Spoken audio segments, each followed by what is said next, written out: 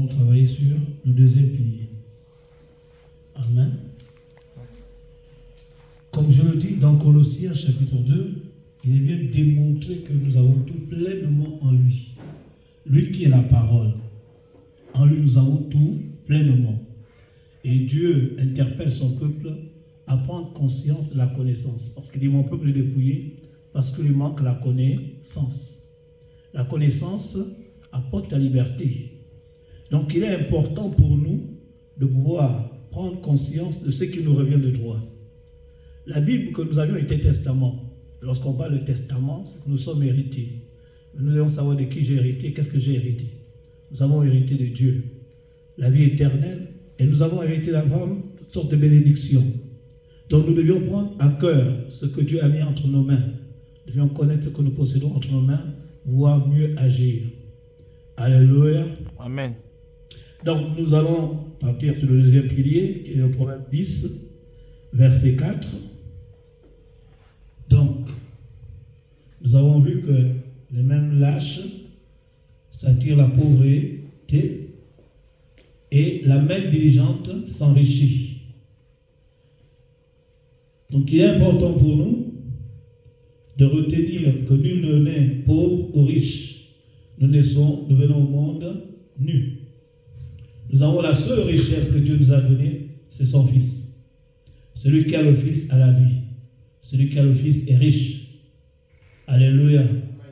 Car c'est celui qui est le détenteur de tout. En lui, il possède toutes choses et par lui, toutes choses sont venues à l'existence. Donc nous devons avoir la certitude que nous avons tout en lui. J'insiste beaucoup. Nous avons tout en lui. Ce que nous allons voir, nous l'avons en lui. Et notre devoir de connaître ce que nous possédons déjà. Car tu ne peux plaider que sur ce que tu sais. Tu ne peux pas réclamer ce qui n'est pas à toi. Tu ne peux plaider que ce qui t'appartient. Donc, quand tu connais la volonté de Dieu, tu peux librement t'adresser à Dieu. Donc, c'est important que chacun d'entre nous prenne en main ce qui est à lui. Donc, nous sommes dans le Proverbe 10, verset 4. Si quelqu'un a la page peut lire. Celui qui agit d'une main lâche s'appauvrit. Celui qui agit d'une main lâche s'appauvrit. Mais la main des diligents enrichit. La main des diligents enrichit. Alléluia. Amen. Est-ce que ça va? Amen. Quelqu'un a une autre version? Si quelqu'un a une autre version, ça va? Donc, celui qui agit d'une main lâche, ça veut dire en un mot, celui qui a pris la résolution d'observer le temps. Il ne veut pas agir d'une main lâche. Dieu n'encourage pas la lâcheté. Il parle ici à ses fils. La parole est adressée à ses enfants, à ses héritiers. Son devoir est de nous montrer la voie à suivre, le chemin que nous devons prendre. Il est un père pour nous. Dans Proverbe 4, il dit, un fils écoute les conseils de son père. On peut lire Proverbe 4. Proverbe chapitre 4. Parole d'un père à un fils.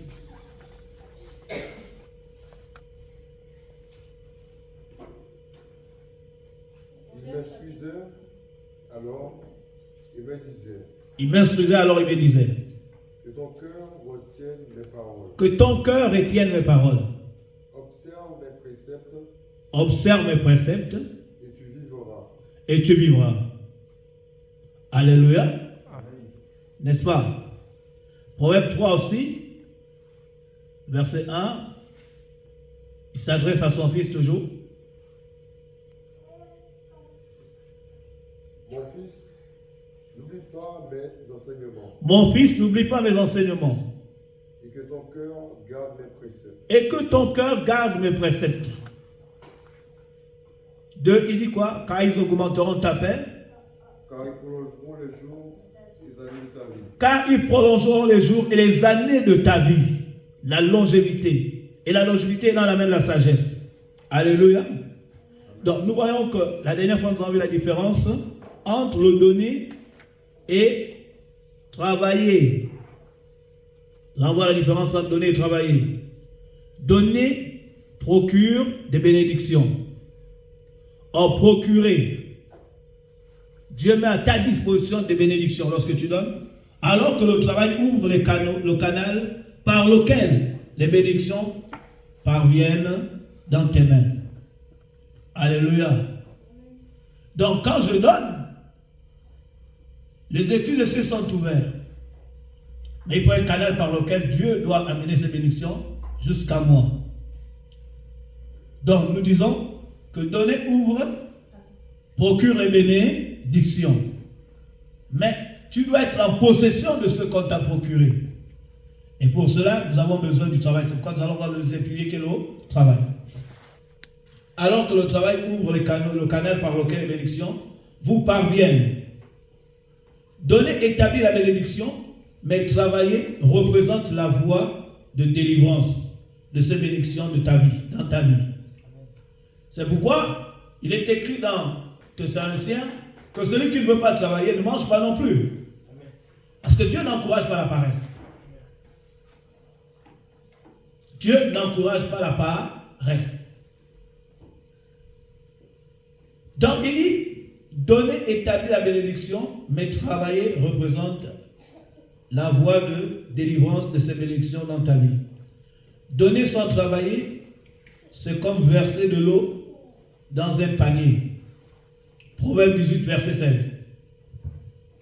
Proverbe 18, verset 16. Vous pouvez noter, vous lisez. Vous notez Proverbe 22, verset 29.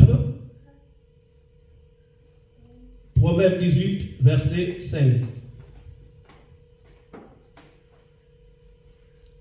Quelqu'un peut lire rapidement? Donner sans travailler, c'est comme verser de l'eau, oui. Proverbe 18, verset 16. Les présents d'un homme lui élargissent la voie et lui donnent accès auprès des grands. Les présents d'un homme lui élargissent la voie et lui donnent accès auprès de qui? Des grands. Alléluia. Proverbe 22, verset 29.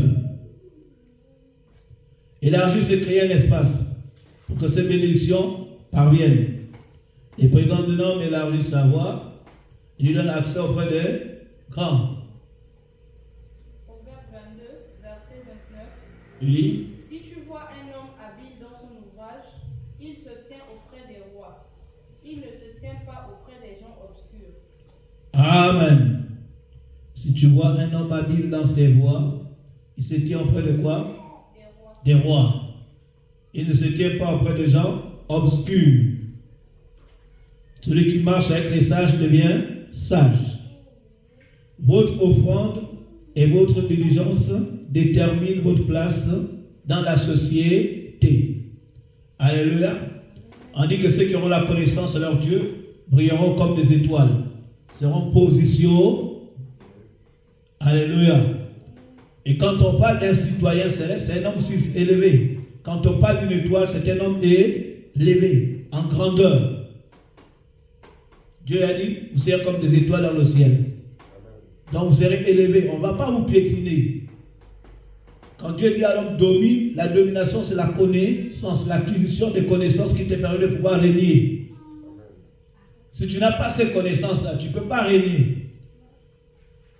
Ceux qui exercent leur règne sur la terre exercent à travers les connaissances qu'ils ont acquises et qu'ils ont appliquées.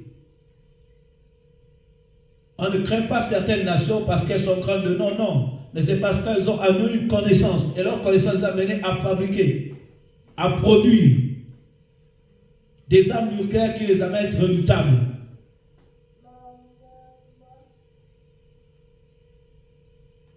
Donc c'est important, la connaissance.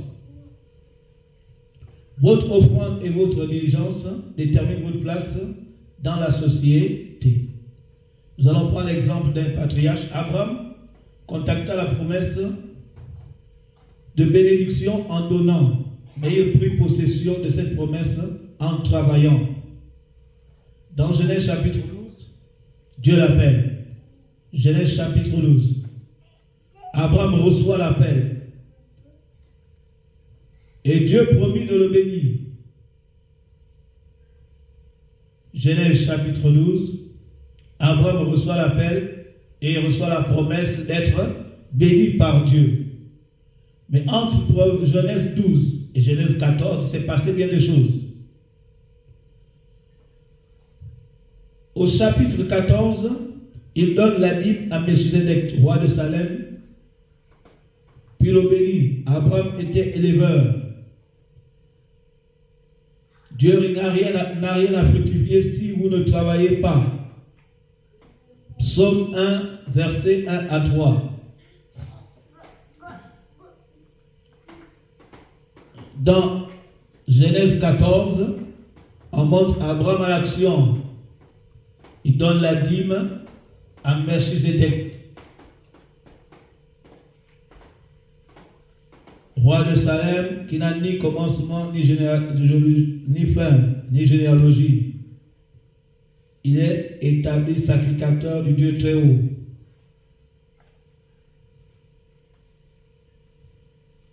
Il lui donne la dîme.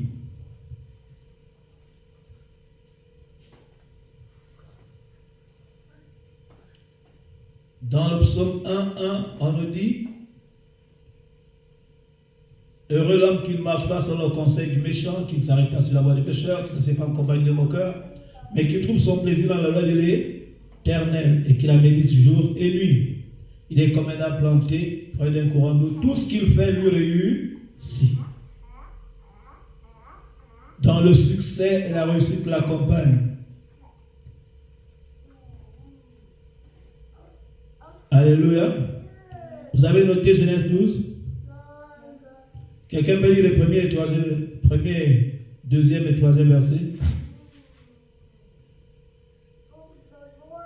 L'Éternel dit à Abraham, L'Éternel dit à Abraham: va-t'en de ton pays, va-t'en de ton pays, de ta patrie, de ta patrie, et de la maison de ton père, et de la maison de ton père, dans le pays que je te montrerai.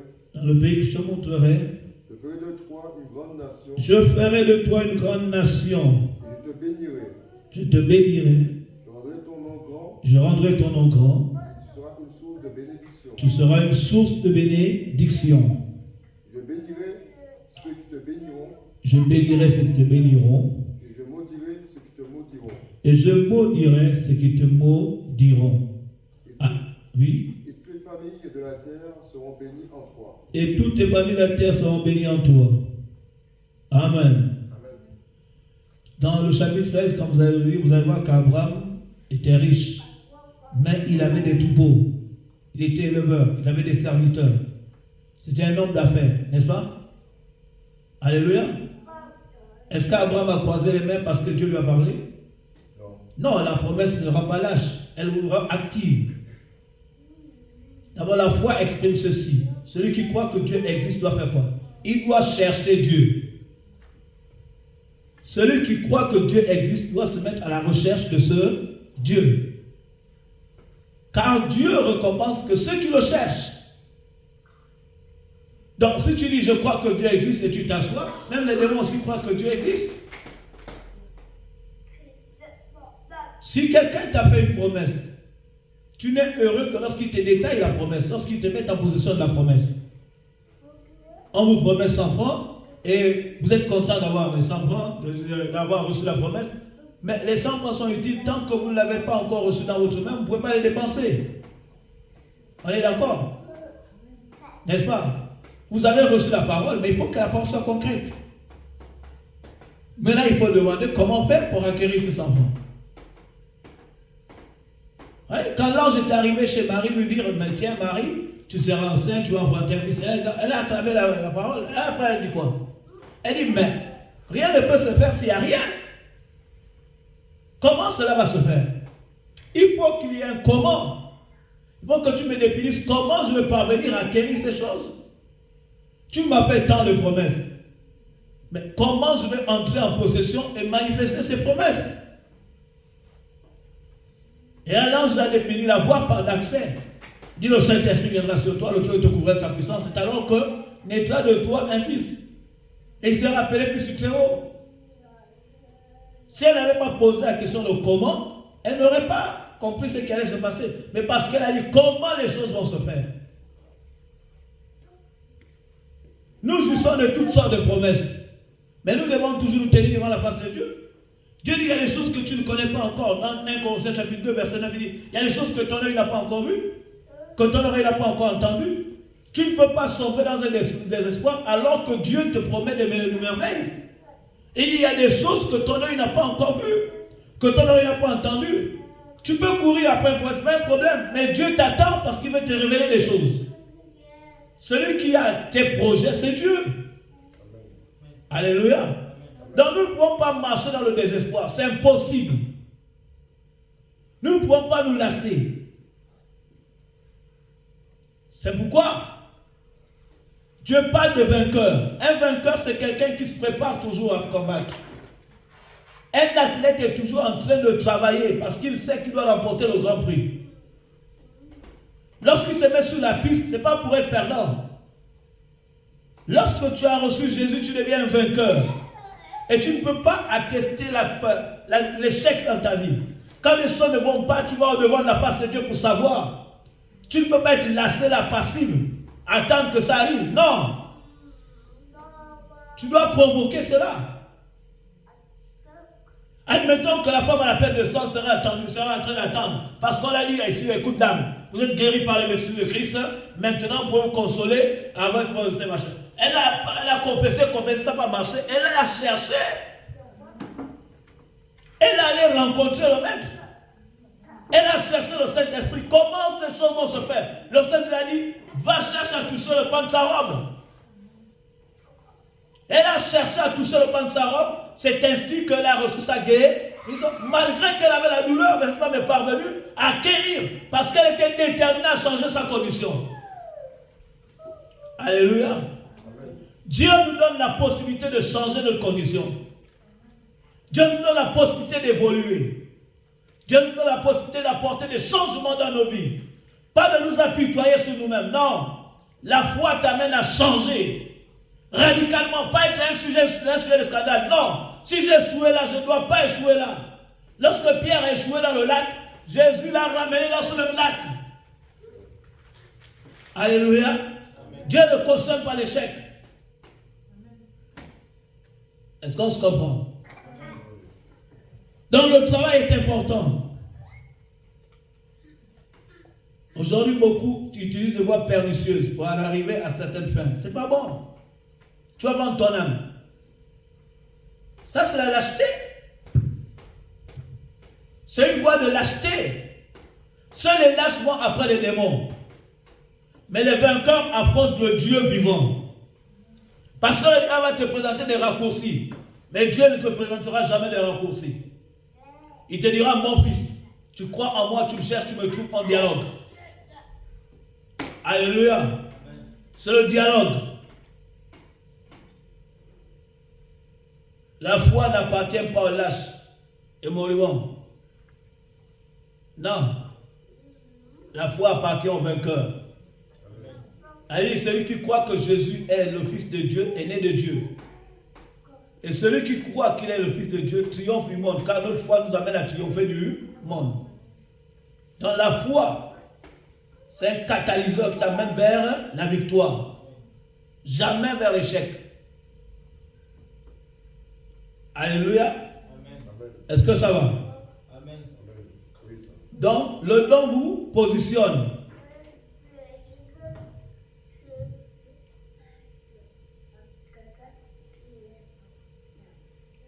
Si vous ne travaillez pas, vous n'allez pas fructifier vos affaires. Donc, le don vous positionne. Et ce que vous faites comme travail vous permet d'entrer en possession des bénédictions liées au privilège de ce positionnement. Amen. Amen. L'œuvre de vos mains est le canal par lequel vous prenez vos bénédictions. Psaume 127, verset 1. Deutéronome 30. Psaume 127, verset 1.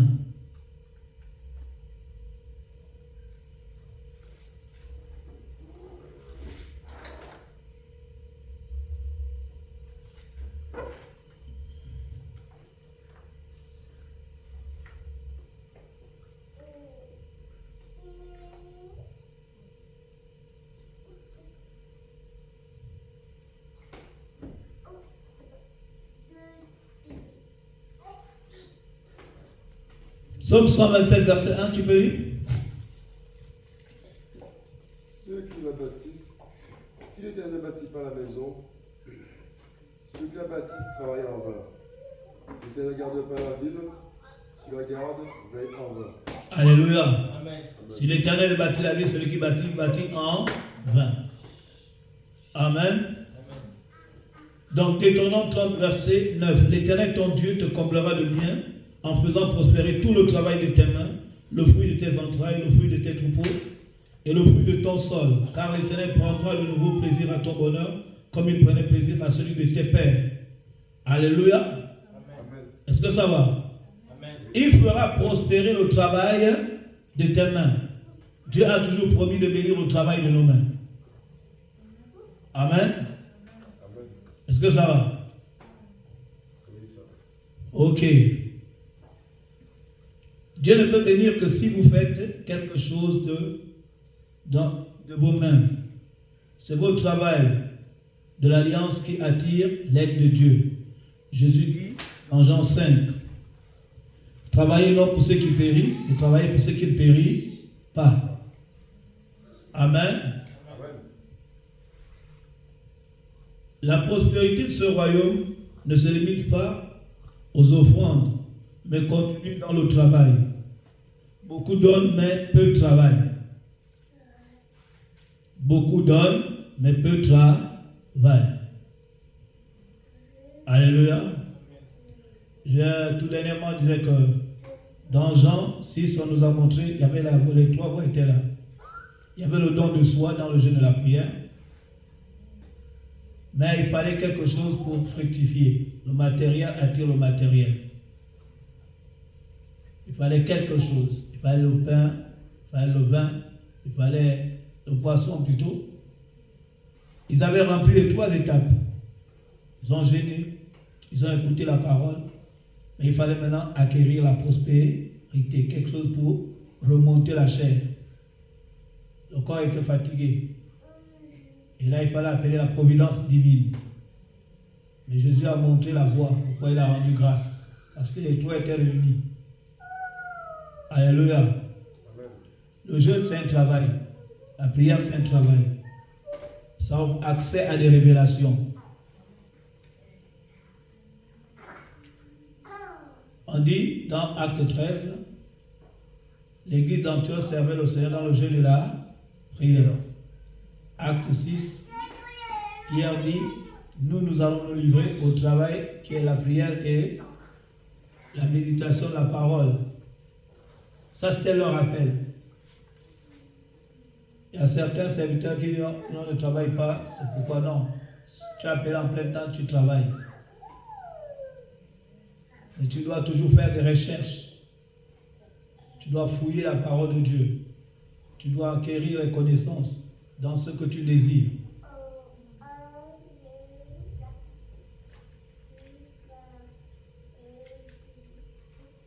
La prospérité de ce royaume ne se limite pas aux offrandes, mais continue dans le travail. Beaucoup donnent, mais peu travaillent. Donnons enfin de créer une voie de libération aux bénédictions. Dans Deutéronome 28,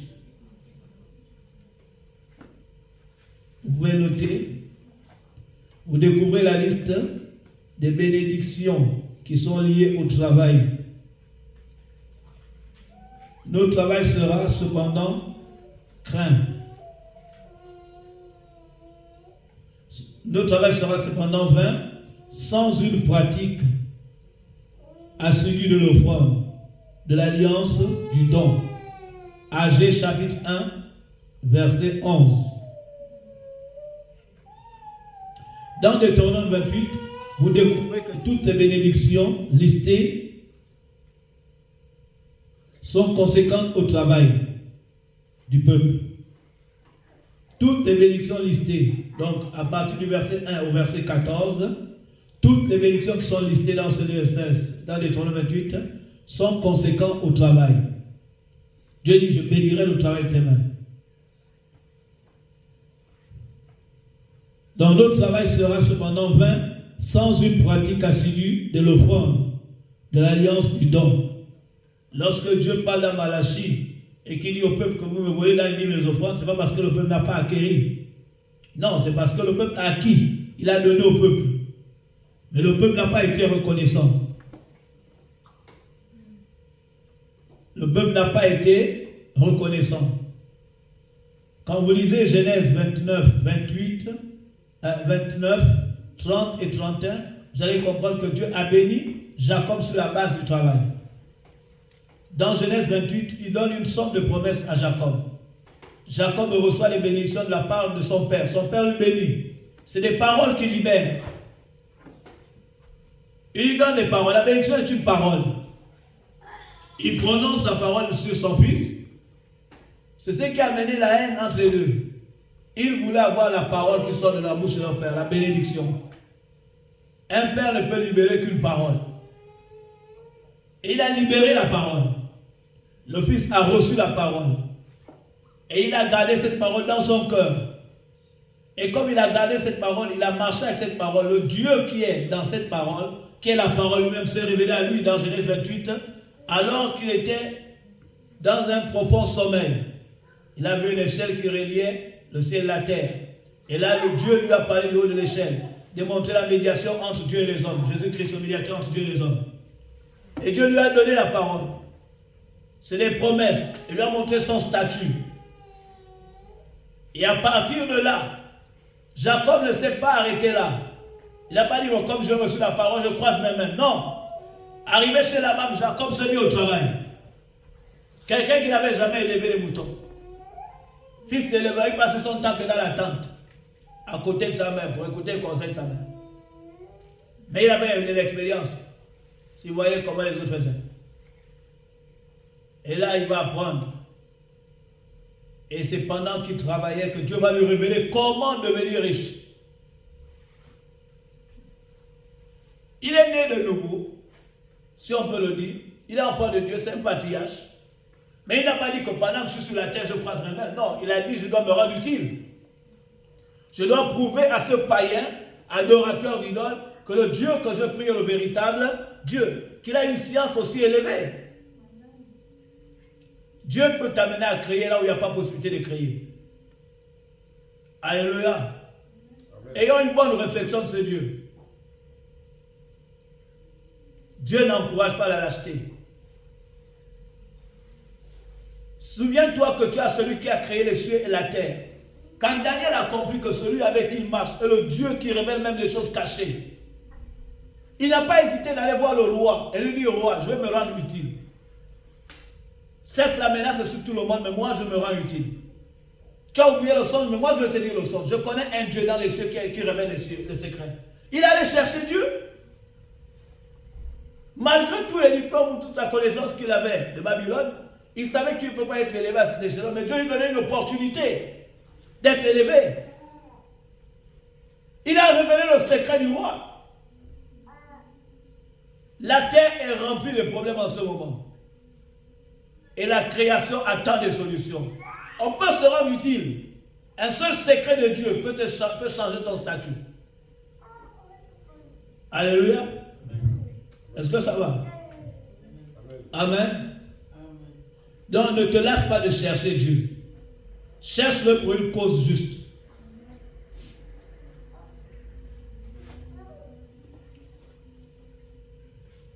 Agé chapitre 1 verset 11. Quelqu'un peut lire?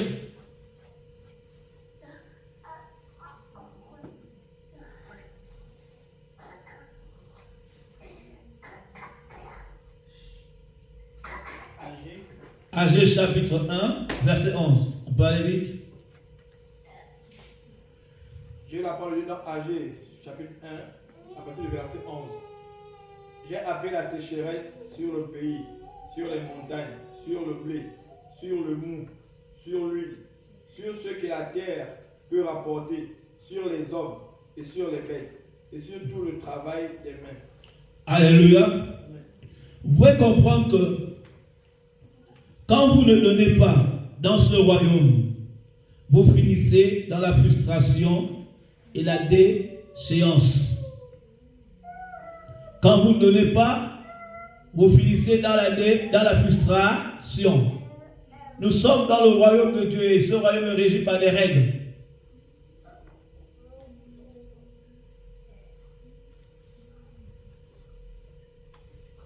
Donc Dieu a établi les voies, les sentiers par lesquels son fils, sa fille doit marcher. Il montre ici la voie de la justice. Jésus lui-même connaissait que Dieu était un Dieu juste. Quand il arrivait devant Jean-Baptiste et que Jean-Baptiste disait, mon ami, frère, laisse-moi, c'est pas toi qui vas me baptiser. C'est pas toi. C'est pas moi qui va te baptiser. C'est toi qui dois me baptiser. Jean s'est opposé. Jésus a dit, accomplissons ce qui est juste. Car Dieu veut qu'on agisse selon la justice. Et la justice, c'est la voix de Dieu, c'est la parole. Dieu est un Dieu juste. Il n'y a pas d'exception, il ne fait pas d'exception à personne. Ce qu'il a dit concerne tout le monde. Il n'y a pas une promesse qui est pour tel. Non. Si la voie est celle-là, tu passes par là, tout le monde doit passer par là. On ne peut entrer que si on a foi en son fils. Il n'y a pas que cela peut rentrer dans ça. Tu ne crois pas, tu restes. Il n'y a pas deux poids, deux mesures. Il est incontournable. Quand il trace une voie, tout le monde suit. Tu te rebelles, il te chasse. Là-bas, il n'y a pas de rebelle. Là-bas, c'est soumission, obéissance. Alléluia. Amen. Est-ce que ça va? Amen. Il a élevé le standard. Il a dit rien de ce qui est souillé ne rentrera dans ma maison. Donc, que tu fasses quoi que ce soit, c'est déjà établi. Aucun lâche, aucun menteur. Tu peux entrer dans une église, avoir une Bible, mais au ciel, tu n'entres pas. Le premier menteur, il a mis dehors. Le premier voleur, il a mis dehors. Le premier rebelle, il a mis dehors. Donc, ce n'est pas nous qui allons forcer la porte. Ou on se soumet, ou on n'entre pas. Paul n'a pas hésité. Dans Acte 16, il a parlé à certaines personnes. Acte 17, il a dit, vous avez jugé vous-même indigne d'entrer dans le royaume. Donc, chacun peut se juger indigne de ses voies. Mais celui qui a la sagesse, mettons en pratique. Alléluia. Amen. Est-ce que ça va? Amen. Donc, premier sous-thème, soyez insatiables. Soyez inlassables. Soyez inlassables. Ne vous lassez pas. Persévérez. Galates 6, verset 9.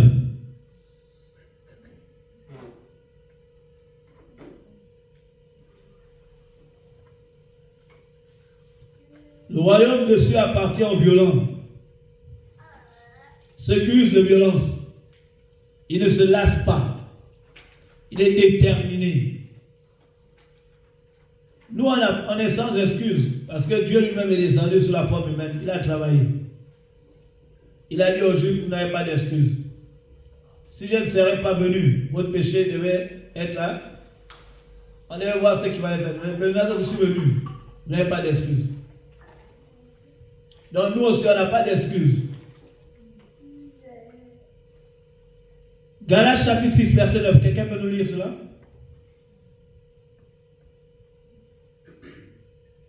Galates chapitre 6, verset 9.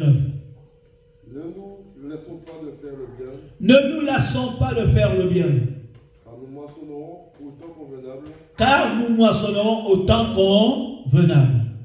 Si nous ne nous relâchons pas. Si nous ne nous relâchons pas, voici le conseil que Dieu nous donne. Ne te lasse pas de faire du bien. Car au temps convenable, je t'exaucerai. Tu peux joindre cette parole à 2 Corinthiens 6, verset 1 à 3. Il dit au temps convenable, au temps où je me suis choisi, je t'exaucerai. Donc il y a un temps convenable, un temps convenu par Dieu lui-même, où tout ce que tu vas moissonner te sera donné comme récolte. Amen. Alléluia. Amen. Il ne t'a pas fixé le temps, il ne t'a pas donné l'heure ni le jour. Mais il a dit le temps convenu par lui-même.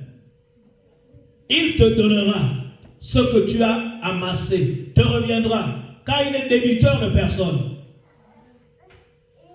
Alléluia. Amen. Donc tu dois retenir qu'il ne faut pas être infatigable. Il ne faut pas être inlassable. Il faut être infatigable et déterminé. Est-ce que ça va? Amen. Le diable va chercher à te rendre fatigable. Non.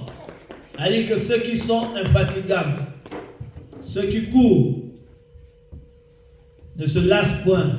Amen. Ils prennent le vol comme l'aigle, ils courent et ne se lassent point.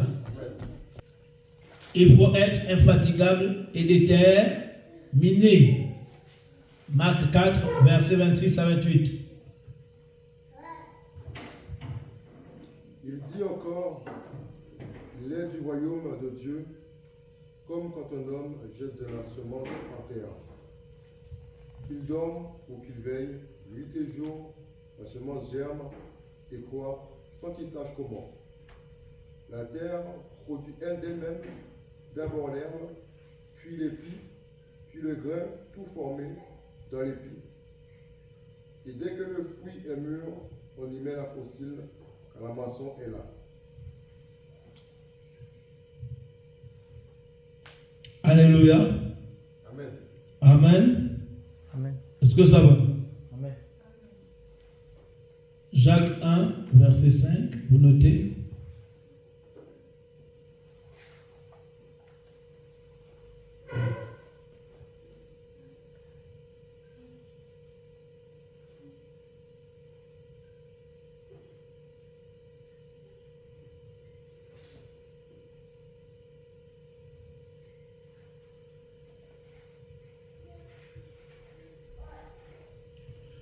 Alléluia.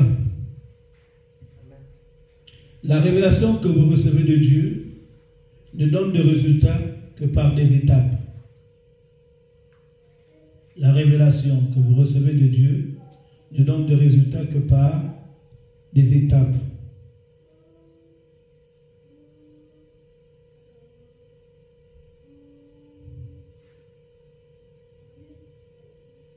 Jacques 1, verset 5. Habakkuk 2, verset 3.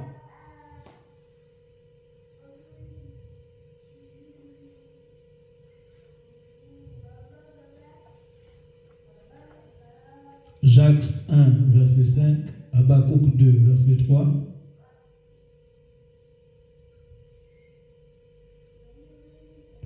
Vous devez être infatigable à la poursuite de votre vision, afin de ne pas échouer à son accomplissement final.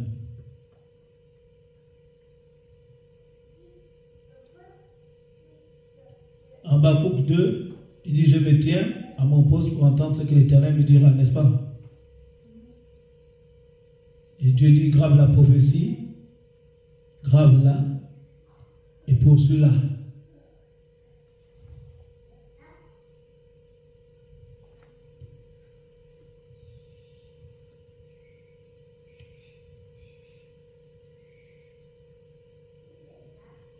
Vous devez être infatigable à la poursuite de votre vision, afin de ne pas échouer avant son accomplissement final. Beaucoup sont pressés de s'enrichir. C'est pourquoi ils sont très séparés de la forme de déception. Beaucoup sont pressés de s'enrichir. C'est pourquoi ils sont très séparés de toute forme de déception.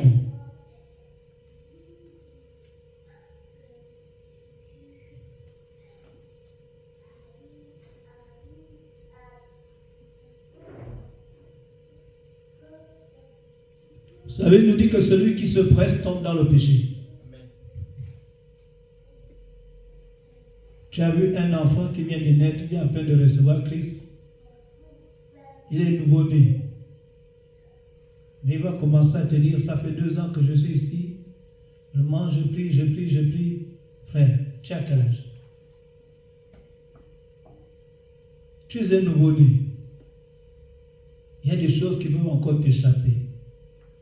Au lieu d'attendre d'être mature, vous demandez certaines choses. Les nouveau-nés ont besoin du lait. Nourris-toi encore de la parole de Dieu. Cherche à découvrir les mystères cachés qu'il y a dans la parole. Cherche à voir la statue parfaite de Christ. Mais toi, tu veux courir après la vanité.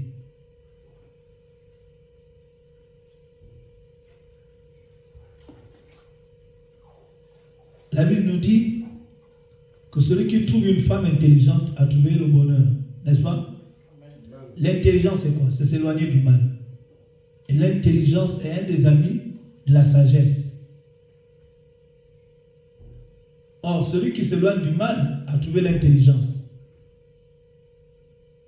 Mais toi, tu ne t'es même pas encore éloigné du mal. Tu ne maîtrises pas encore ta chair. Tu es encore dans la recherche. C'est pourquoi vous avez remarqué que certains foyers, c'est 2 bébés qui sont mariés.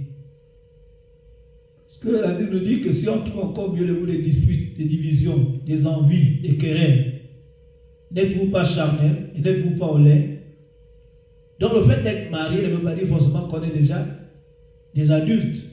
Non, 2 adultes, papa et maman, même s'ils ont la moustache à barbe, mais ils ont des comportements d'enfants, parce que dans l'esprit, c'est encore des bébés. Ils sont dans la chair. Ils ont besoin du lait, de grandir. C'est une illustration pour démontrer que lorsqu'on vient à peine de recevoir Christ, on doit marcher, on doit persévérer. Parce que ce que Dieu t'a promis t'appartient, personne ne peut te l'arracher. Aucun ne peut te ravir de la main de Dieu.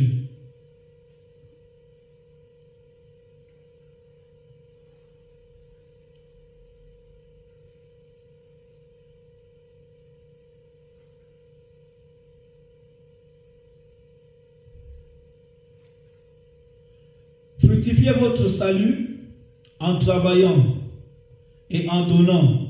Ceci est la marche pratique dans l'alliance. Fructifiez votre salut en travaillant et en donnant. Ceci est la marche pratique dans l'alliance. Comment les voies de Dieu? Comprends les voies de Dieu. Conforme-toi totalement, tout en sachant que celui qui l'a dit est plus que capable de l'accomplir, qu'il ne peut pas mentir. Alléluia. Amen. Celui qui t'a fait la promesse est capable de l'accomplir. Il ne peut pas mentir. Il a promis la promesse du Messie, de l'arrivée de celui qui devait écraser la tête du serpent, la postérité, la femme qui écrasera la tête du serpent. C'est depuis Genèse. Mais c'est accompli. Il n'a pas manqué à sa parole. Jésus est arrivé. Il a écrasé la tête du serpent.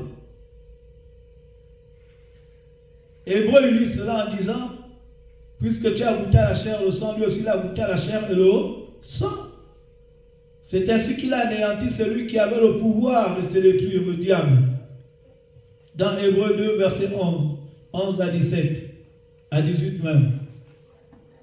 Vous voyez? La parole s'est faite chair. Il est passé par la chair, le sang. Il a accompli la parole de Genèse 3. Car celui qui est sanctifié, toi qui es sanctifié, est issu d'un seul. C'est pourquoi il a demandé d'appeler son frère ou sa soeur. Puisque tu es entré par la chair, le sang, lui aussi il est rentré par là. Il a été semblable à toi en toutes choses. Donc la promesse s'est accomplie. Il va encore accomplir d'autres promesses. Ce qu'il t'a promis finira par arriver. Il n'est pas capable de mentir. Mais tu es dans le devoir d'apprendre auprès de lui. Parce que c'est la parole que tu reçois. Il a dit cette sagesse, Deutéronome chapitre 4, on va lire ensemble. C'est la sagesse que tu vas acquérir qui va te distinguer, qui va t'élever. Oh, la sagesse, c'est la parole d'abord. Donc, il t'amène sur une voie de distinction.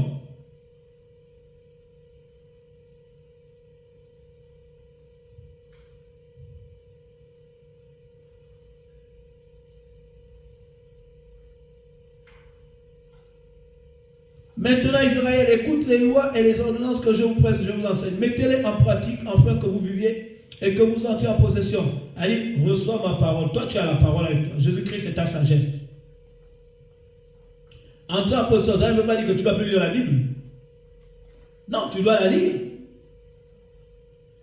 Vous n'ajouterez rien de ce que je vous prescris et vous n'en retrancherez rien.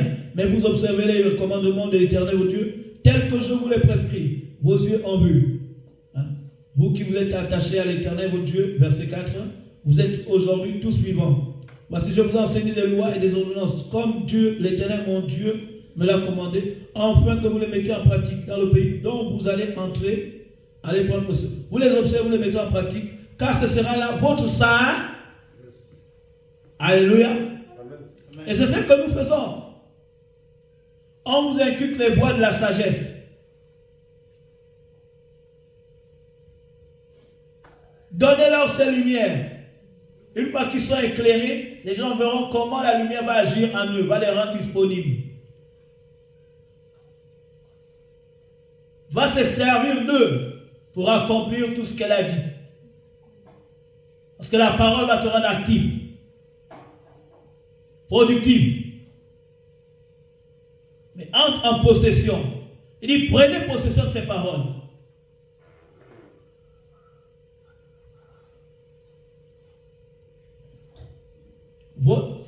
Car ce sera là votre sagesse et votre intelligence aux yeux des peuples qui entendront parler de toutes ces choses et qui diront, cette grande nation est un peuple absolument sage et intelligent. Ils verront en vous le sage. Dieu ne vient pas vers toi pour te dire qu'il se cache. Non, Dieu n'a pas besoin de se cacher. Mais donne-lui la possibilité de se mouvoir et de se révéler.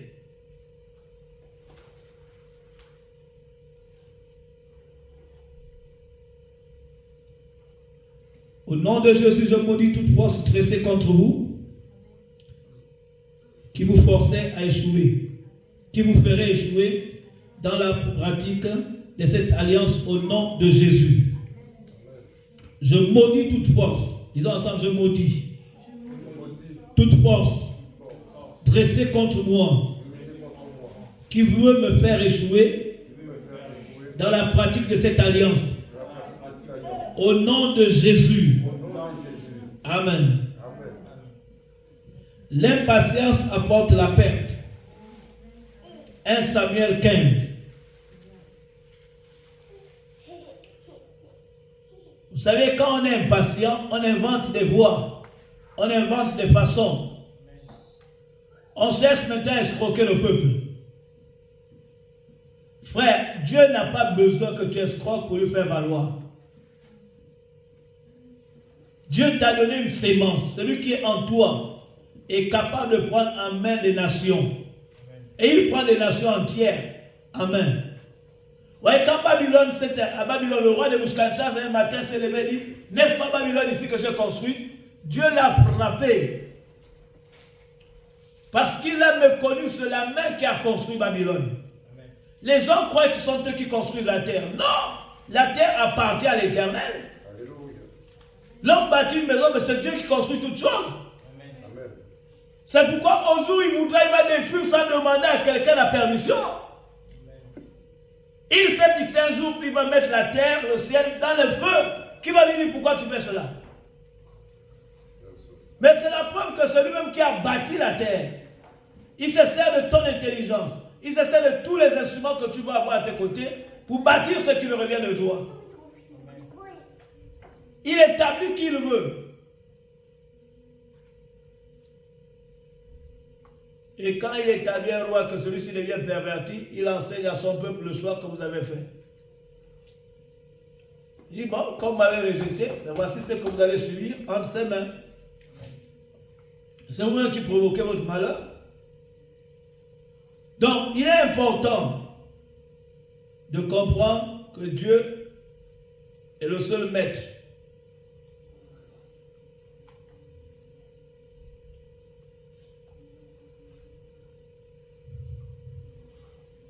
Vous voyez que Saül a été impatient. Lui-même a renoncé à la royauté et au bonheur. Parce qu'il a été influencé par son peuple. Il a été impatient. Dieu t'a pris là où tu étais. Et il t'a dit, je veux te laver. Il t'a lavé, il t'a purifié. Il a mis en tes mains ses richesses. Tout ce qu'il te demande, c'est apprends de moi. ton lendemain est assuré. Il dit, tu es une nouvelle créature, créée en Christ Jésus pour de bonnes œuvres que j'ai préparées d'avance. Tu viens en Christ, c'est toi maintenant qui veux préparer ce qu'il y a à faire. Dieu a déjà tout préparé qui t'appartient. Tout ce qu'il te demande, c'est mets-toi à mes pieds, instruis. Apprends de moi. C'est tout. Alléluia. Amen. C'est pourquoi il te dit, toi-même, par tes inquiétudes, tu ne peux rien ajouter ni rien enlever. Cherche premièrement le royaume des cieux et toutes ces choses. Il te rassure même dans Matthieu 6 et dit, mon fils, ne t'inquiète de rien. Ne crains pas ce que tu vas manger, ce que tu vas boire, ce que tu vas te vêtir. Ces choses sont les païens qui les recherchent. Mais toi d'abord, recherche d'abord le royaume et la justice de Dieu. Or, le royaume, c'est quoi? C'est la paix que donne et la joie que procure le Saint-Esprit. Alléluia. Amen. Recherche-le. Sois conduit par le Saint-Esprit. Quand les fils de Dieu sont conduits par l'Esprit de Dieu, aie un contact permanent avec le Saint-Esprit. Dépend de lui. Va acquérir auprès de lui. Parce qu'il a des choses qu'il doit te révéler. Il faut avoir l'esprit qu'il y a toujours des choses que Dieu veut me révéler, des choses cachées que mon œil n'a pas encore vues. Tout ce que je vois là n'est pas ce que Dieu veut que je vois. Parce que Dieu a encore des choses qui sont cachées en lui. Je dois sonder son cœur. Je dois pénétrer son cœur pour découvrir ce qu'il me réserve. Je dois payer le prix pour cela. Ce que Dieu se réserve de faire avec toi, il n'y a que lui seul qui est capable de te le révéler. Même si un prophète te le révèle, mais ça ne te donne pas le droit d'entrer en possession de ça. Tu dois chercher la place de Dieu. Le prophète te confirme ce qui est en toi. Tu dois persévérer.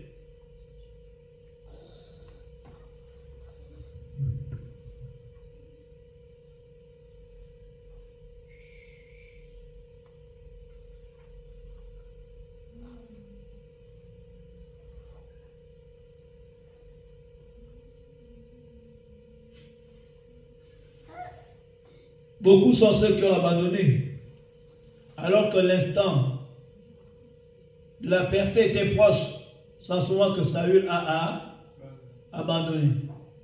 Il a dit, ah non, j'ai trop attendu. Je n'en peux plus attendre.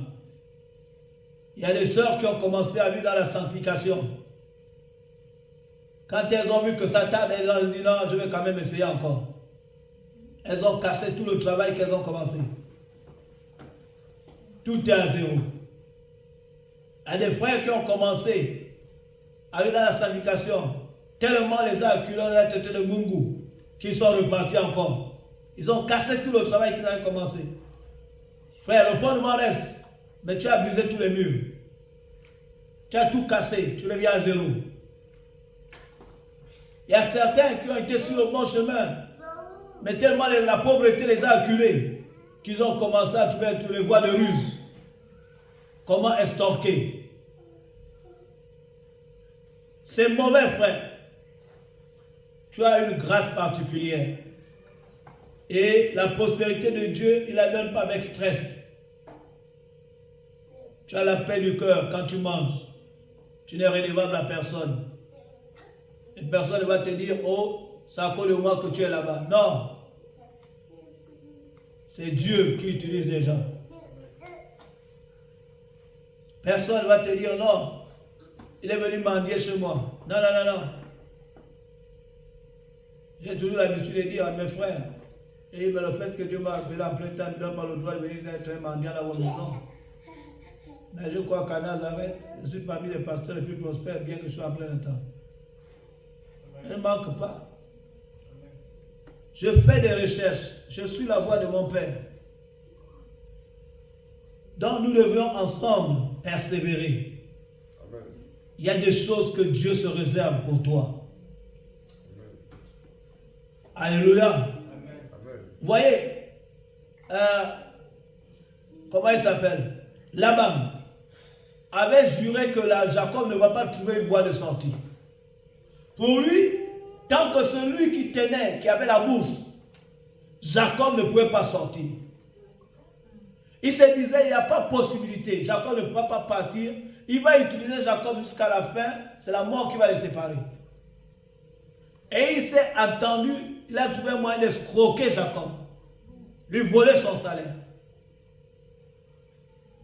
Mais il ignorait que Jacob, le Dieu qu'il a vu, qui accompagne Jacob, qui a donné la prospérité à Jacob et qui a béni tout le travail des mains de Jacob, qui a fait que son troupeau soit fructifié, c'est le Dieu qui crée la richesse et qui connaît les voies par lesquelles entrer en possession. Il ne croyait pas. Mais il était étonné quand il a vu ce que Dieu a mis entre les mains de Jacob. Dieu l'a déposé son troupeau. Même quand le monde t'accable, tant que tu restes fidèle à Dieu, Dieu trouvera une voie pour te sortir de la domination du monde. Alléluia. Amen. Est-ce que tu me comprends? Donc tu n'as pas le droit de céder. Tu dois résister au diable. Il dit, résister au diable, il fera loin de vous. Tout en demeurant dans la présence de Dieu, avec l'espoir que Dieu va te révéler ce qu'il y a à faire.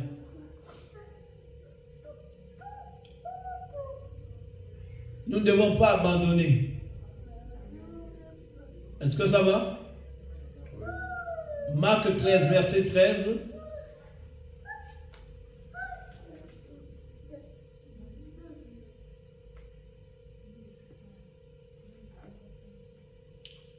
Vous notez Matthieu 24, verset 13. Recevez maintenant la grâce pour persévérer jusqu'à la fin au nom de Jésus.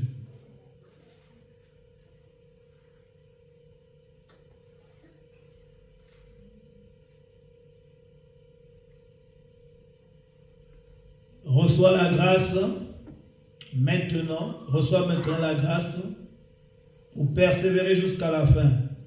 Il est temps que la vision de Dieu dans ta vie prenne son expression pratique au nom de Jésus. N'abandonne pas.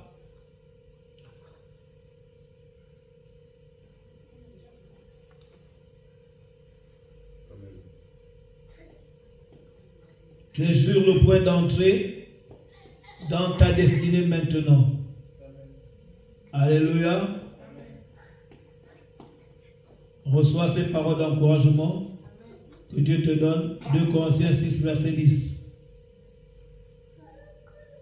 Crois seulement que Dieu est capable. Amen.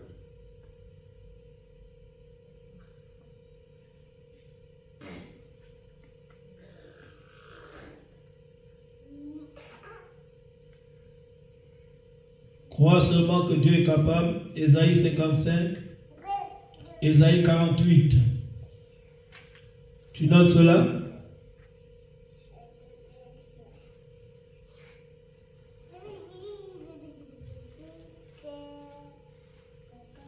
Sois indéracinable et infatigable.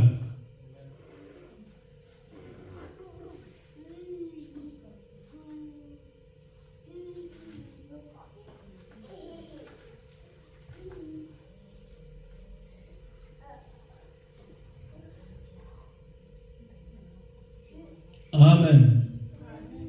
Alléluia. Prions ensemble. Père, je reçois la grâce, je reçois maintenant la grâce pour persévérer jusqu'à la fin. Il est temps que la vision de Dieu dans ma vie prenne son expression pratique. Je n'abandonne pas. Je suis juste sur le point d'entrer dans ma destinée. Merci Seigneur. Amen. Cher Saint-Esprit, je te remercie. Merci parce que tout au long de ce programme, tu nous accompagnes. Et tu vas encore nous révéler davantage les voies et les accès par lesquels nous devons marcher. Et tu nous loues. Je te loue, c'est que tu nous as mis en possession. Nous ne cherchons pas la prospérité, nous l'avons déjà. Nous entrons en possession, Seigneur, des voies que tu nous as données. Et nous croyons que cette parole, Seigneur, porte du fruit, parce qu'elle porte en elle tous les rudiments nécessaires pour être prospère. Elle est la prospérité elle-même, car c'est le Dieu de prospérité. Il est le Dieu qui nous rend prospères, et sa parole nous a rendus prospères. Elle nous a propulsés au-dessus des dominations des autorités. Elle nous a fait asseoir dans le lieu céleste au-dessus des dominations Et nous sommes assis dans le lieu où la prospérité bat son plein. Et nous sommes en celui qui a tout, qui est lui-même la prospérité. Nous sommes prospères en lui.